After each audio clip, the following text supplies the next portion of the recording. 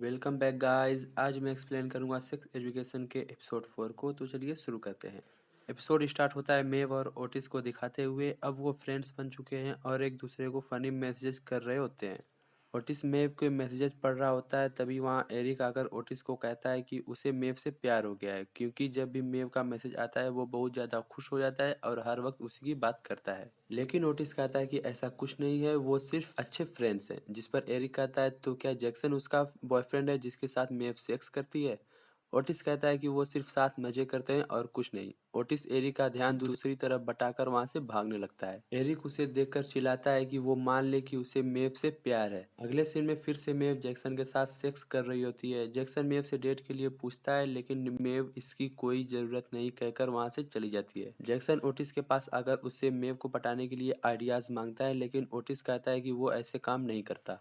जिस पर Jackson advice देने के लिए कहता है कि कैसे वो मेव के साथ ज्यादा टाइम स्पेंड करे, उसे सारी बातें पता होंगी क्योंकि वो मेव का फ्रेंड है। ओटिस उसे बताता है कि मेव के लिए वो किसी को गलत एडवाइस नहीं देगा, लेकिन जैक्सन ओटिस को पैसे देकर वहां से चला जाता है। अगले सीन में एडम के डैड एडम को लो ग्रेड्स के लिए डांट रहे होते हैं और कहते हैं कि अगर उसे मिलिट्री स्कूल नहीं जाना तो उसे अगले टर्म में अपने ग्रेड्स ठीक करने होंगे।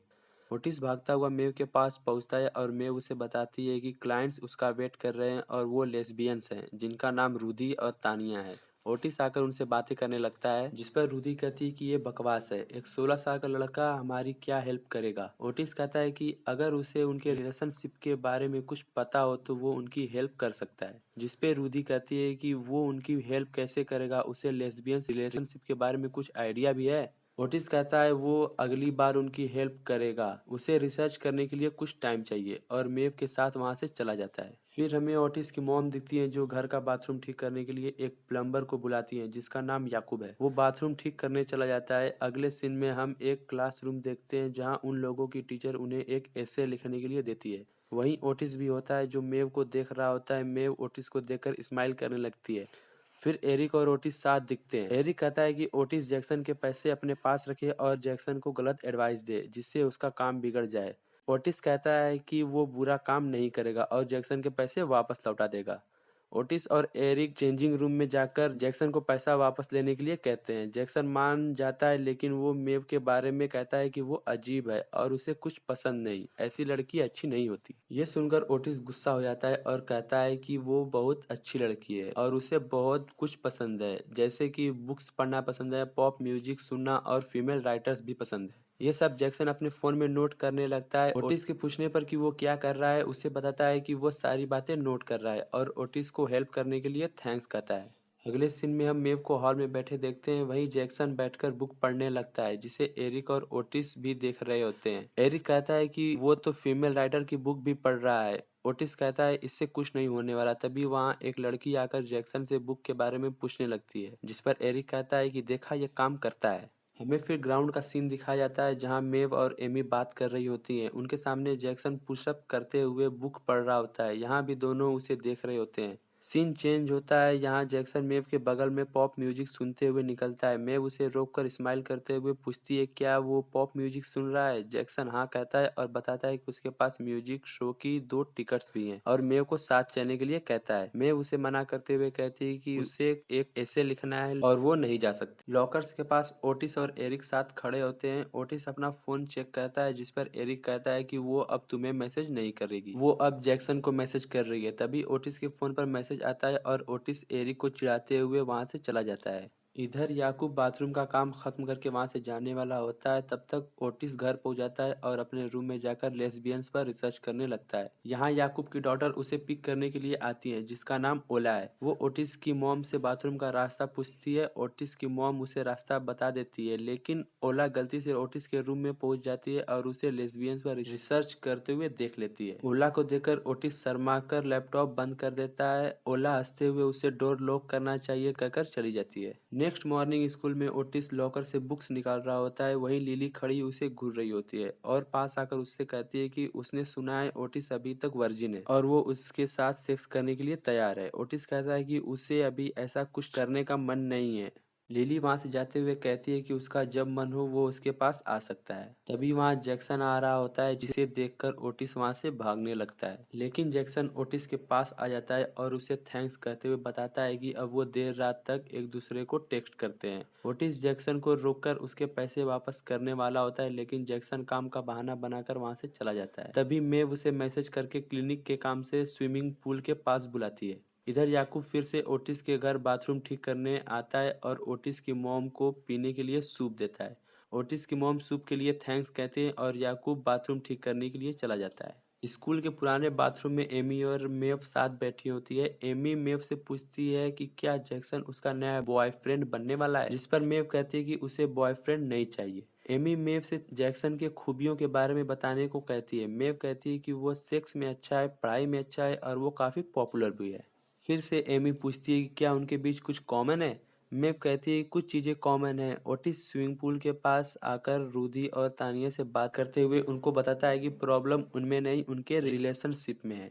ये सुनकर रूदी गुस्से में उसे कहती है कि उनके रिलेशनशिप में कोई प्रॉब्लम नहीं है, वो एक साथ खुश हैं, उनको बकवास ट्रीटमेंट नहीं चाहिए और दोनों वहां से चली जाती हैं। वहीं पूल के पास मेव और ओटिस बैठ जाते हैं और ओटिस मेव से पूछता है कि जैक्सन और उसके बीच क्या चल रहा है। मेव उसे बताती है कि जैक्सन उसके साथ ज्यादा टाइम स्पेंड करना चाहता है और उसे डेट करना चाहता है, लेकिन उसे ये पसंद नहीं। रोमांटिक गाने गाकर किसी लड़की को सबके सामने प्रपोज करना सुनने में ये कितना अजीब लगता है। तो ओटिस पूछता है कि उसे बॉयफ्रेंड क्यों नहीं चाहिए, जिस पर मेव कहती है ताकि वो मेरा दिल तोड़ सके। यह सुनकर ओटिस हंसने लगता है और मेव उसे पूल में धक्का दे देती है और खुद भी पूल में जंप कर देती है। थोड़ी देर मस्ती करने के बाद ओटिस मेव को जाने के लिए कहता है और खुद पूल में रहता है। एरिक ओटिस को ढूंढता पूल के पास आकर उसे पूल में होने की रीजन पूछता है। ओटिस बताता है कि उसके दिल में मेव के लिए फीलिंग है, क्योंकि मेव ने उसे प्यार से टच किया और उसका खड़ा हो गया। तो एरिक उसे मास्टरबेट करने के लिए बाथरूम में लेकर जाता है। मास्टरबेट करते हुए ओटिस को अजीब फील होता है और वो फिर से मास्टरबेट नहीं कर पाता और बाहर आ जाता है। दोनों एक साथ स्कूल से घर जा रहे होते हैं, तभी जैक्सन ओटिस को रोकता है और ओटिस से कहता है कि उसने जो भी चीज बताई सभी चीजों ने काम किया, उसे फिर से एडवाइस चाहिए कि वो मेव को डेट के लिए कैसे मनाए। ओटिस कहता है कि उसे जो करना है करे, अब वो उसकी हेल्प नहीं करने वाला। ये सुनकर जैक्सन वहां से जाने लगता है, लेकिन कुछ सोचकर ओटिस जैक्सन को रोकता है और कहता है कि उसे कुछ बड़ा करना चाहिए, सबके सामने उसे कुछ करना चाहिए। ये सुनकर जैक्सन खुश होकर वहां से चला जाता है। घर लौटते हुए ओटिस एरिक को बताता है कि उसने एरिक की बात मान ली और जैक्सन को गलत एडवाइस दे दी, जिस पर एरिक कहता है कि उसने बहुत बुरा किया, मैंने तो बस ऐसे ही कहा था। ओटिस एरिक की बात काटते हुए कहता है कि उसे मेव से प्यार है और घर चला जाता है।